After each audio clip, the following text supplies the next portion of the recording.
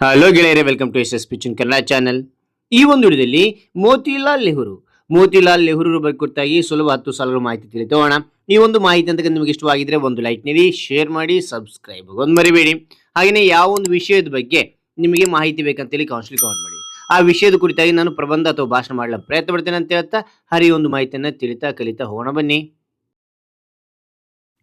ಮೊದಲನೇ ಪಾಯಿಂಟ್ ನೋಡಿ, ಮೋತಿಲಾಲ್ ನೆಹರು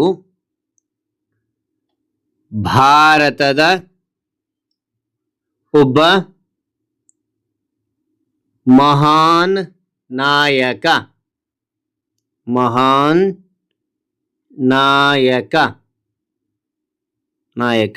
ಮತ್ತು ವಕೀಲರಾಗಿದ್ದರು. ಮತ್ತೊಮ್ಮೆ ನೋಡಿ, ಮೋತಿಲಾಲ್ ನೆಹರು ಭಾರತದ ಒಬ್ಬ ಮಹಾನ್ ನಾಯಕ ಮತ್ತು ವಕೀಲರಾಗಿದ್ದರು. ಎರಡನೇ ಪಾಯಿಂಟ್, ಅವರು ಮೇ 6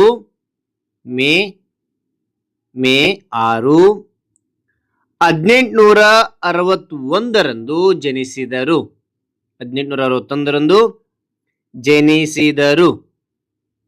ಓಕೆನಾ. ಅದಾದ ನಂತರ ಮೂರನೇ ಪಾಯಿಂಟ್, ಅವರು ಭಾರತದ ಮೊದಲ ಪ್ರಧಾನಿ ನೆಹರೂರವರ ತಂದೆ. ಮತ್ತು ನೋಡಿ, ಅವರು ಭಾರತದ ಮೊದಲ ಪ್ರಧಾನಿ ನೆಹರೂರವರ ತಂದೆ. ಓಕೆ. ಅದಂತ ನಾಲ್ಕನೇ ಪಾಯಿಂಟ್ ನೋಡಿ, ಅವರು ಅಲಹಾಬಾದ್ನಲ್ಲಿ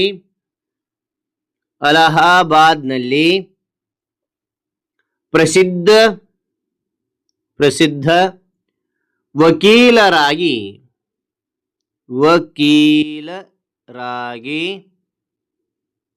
ಕೆಲಸ ಮಾಡುತ್ತಿದ್ದರು.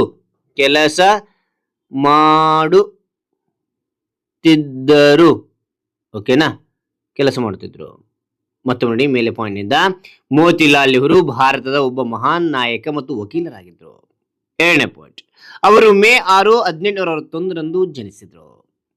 ಮೂರನೇ ಪಾಯಿಂಟ್, ಅವರು ಭಾರತದ ಮೊದಲ ಪ್ರಧಾನಿ ನೆಹರೂರವರ ತಂದೆ.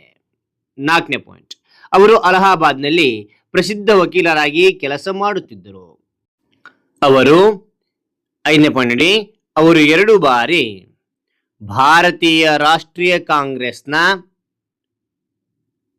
ಅಧ್ಯಕ್ಷರಾಗಿದ್ದರು. ಆರನೇ ಪಾಯಿಂಟ್, ಅವರು ದೇಶದ ಸ್ವಾತಂತ್ರ್ಯಕ್ಕಾಗಿ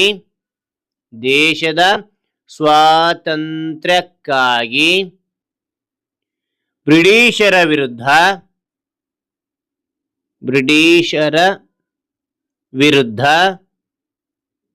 ವಿರುದ್ಧ ಹೋರಾಡಿದರು. ಓಕೆನಾ, ಅವರು ದೇಶದ ಸ್ವಾತಂತ್ರ್ಯಕ್ಕಾಗಿ ಬ್ರಿಟಿಷರ ವಿರುದ್ಧ ಹೋರಾಡಿದರು. ಏಳನೇ ಪಾಯಿಂಟ್, ಅವರು ಮಹಾತ್ಮ ಗಾಂಧೀಜಿಯವರ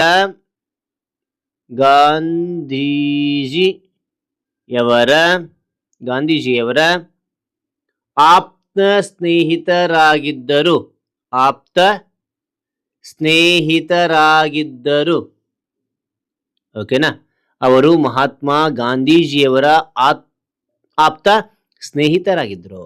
8ನೇ ಪಾಯಿಂಟ್, ಅವರು ಐಷಾರಾಮಿ ಜೀವನವನ್ನು ಬಿಟ್ಟು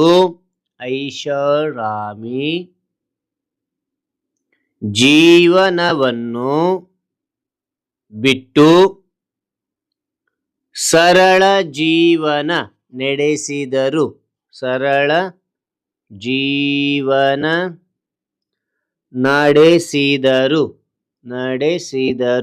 ಓಕೆನಾ, ಅವರು ಐಷಾರಾಮಿ ಜೀವನವನ್ನು ಬಿಟ್ಟು ಸರಳ ಜೀವನ ನಡೆಸಿದರು. 9ನೇ ಪಾಯಿಂಟ್, ಅವರು ತಮ್ಮ ಮನೆಯನ್ನು ದೇಶದ ಕೆಲಸಕ್ಕಾಗಿ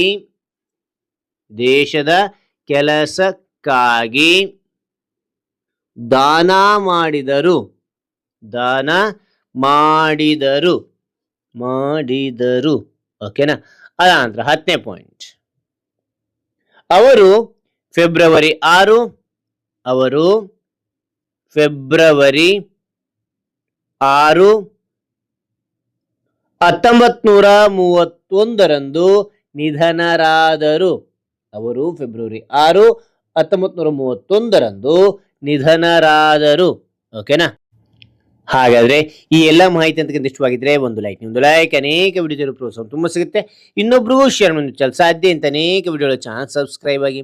ಮತ್ತೊಂದು ಹೊಸ ವಿಷಯದಿಂದ ಮತ್ತೊಂದು ಹೊಸ ವಿಡಿಯೋದಿಂದ ಬಿಟ್ಟೋಣ. Thank you for watching. Bye ಮಕ್ಕಳೇ.